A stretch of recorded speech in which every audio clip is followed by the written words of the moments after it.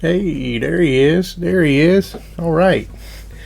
We're back at it. We're back at it. Welcome to Spoken Word. Thanks for following along with us. I hope I hope this is helpful. Really trying to break down this 69 sevens and all that stuff, and man, it's weird when you first read it, but once you dive in and you start to break it down, and you really can understand and know that what was given to Daniel. It lets you know too in the rest of Daniel 10, 11, and 12 that Daniel, because like I said in the beginning, Daniel was praying hard for his people. Man, he knew that they had messed up big time, and he's doing his best to he I love when he prays. He even says he doesn't say, like, because Daniel in the Bible, he's one of those good guys. It's very few in the Bible besides Christ. But I mean, you got Noah. I mean, he was a drunk. You got David. He's out of his mind, but he ends up you got all these people that just fail. But Daniel, he was a great guy. He was. And in his prayer, I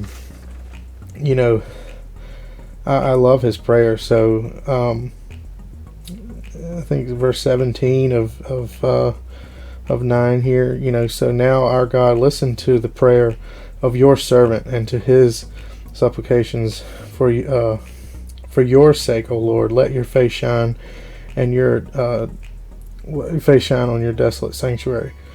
O my God, incline your ear and hear. Open your eyes and see our desolations and the city which is called your name. For we are not presenting our supplications before you on account of any merits of our own. See, he keeps saying our.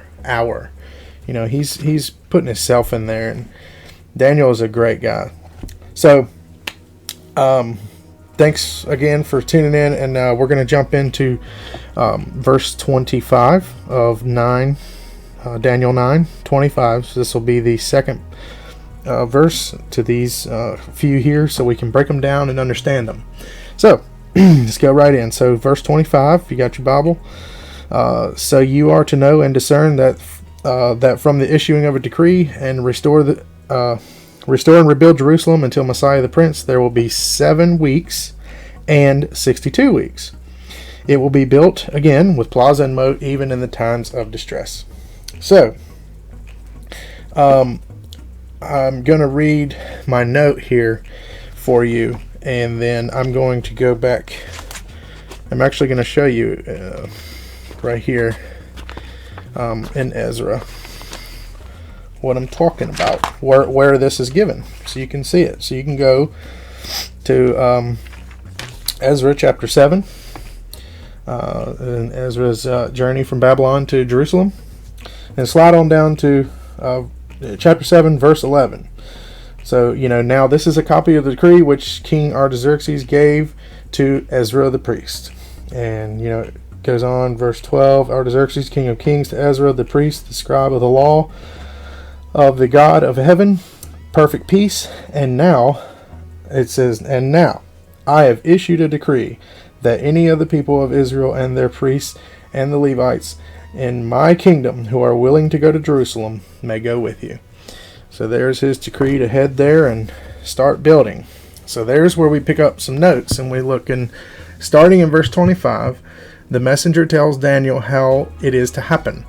The time was to start with the command to restore and build Jerusalem. The command was given by Artaxerxes to Ezra and is recorded in chapter 7 and verse 11. According to this information, this was the year 457 BC. The 70 weeks are not to start with the command given by King Cyrus in 536 BC, as we find in Ezra chapter 1, which was the command just to rebuild the temple. Nor was it to start with the command given to Artaxerxes to Nehemiah, which would have been 445 BC, that we read about in Nehemiah chapter 2. Nehemiah was to build the walls, okay? But the command was to restore and build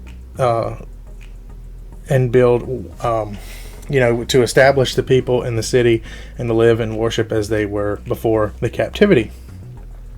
So this is this part right here. Pay attention. Like, this is where you gotta break down these two, 7 weeks and 62 weeks. So notice that the time is divided into two periods, 7 weeks and 62 weeks. Then you notice a colon, which indicates what just has been said is going to be explained. It states that the streets and the walls will be built in troublous times. So there's your, even in times of distress at the very end. In troublous times, this shows that going forth, the command of Artaxerxes to Ezra to restore and build Jerusalem would be a period of 7 weeks. And if you do 1 week equals 7 years, that's 7, so 49.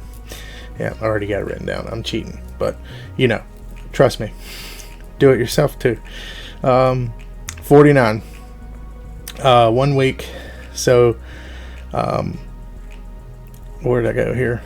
I lost it making fun of myself.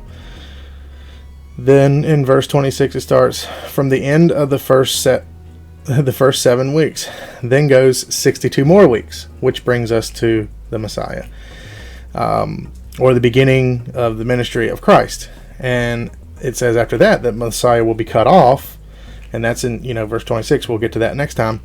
It will be cut off. That is sometime after the 69 weeks. Messiah will be cut off. And if we start with the command of Artaxerxes to Ezra in 457 BC and go to 483, it goes to 483 years, which is the length of 69 weeks. That is if each week equals 7 years. Therefore, 7 times 69 is 483. This would bring us to 26 AD. All right? But since there is no 0 between BC and AD, we must add 1 year. Therefore, it brings us to 27 AD. This is the year that Jesus was baptized by John. Jesus was at the time 30 years old. Now, I will explain in the next video too, because we're going to talk about the Messiah and all that. That's where we're going to get to him being cut off, and I want to explain in the next video how we can determine that that's how old he was and all that. And this is where everybody gets the 3.5 years from. So like I say, you get good stuff right here. You can figure out a lot of things in just these couple verses.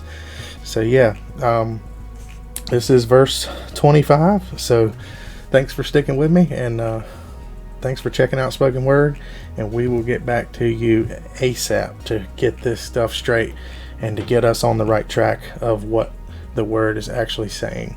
Thank you all for listening to Spoken Word today. Out.